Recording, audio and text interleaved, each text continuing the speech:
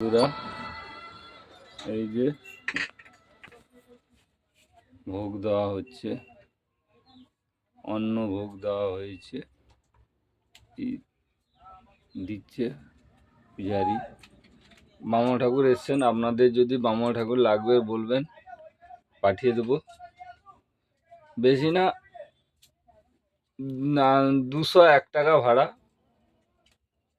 ও আবার একটা 1 ঘন্টার জন্য, বেশিক্ষণ সময় দিতে যাবে না, অনেক জায়গায় যেতে হয় ঠাকুরমশাইকে, আপনারা দেখে নিন।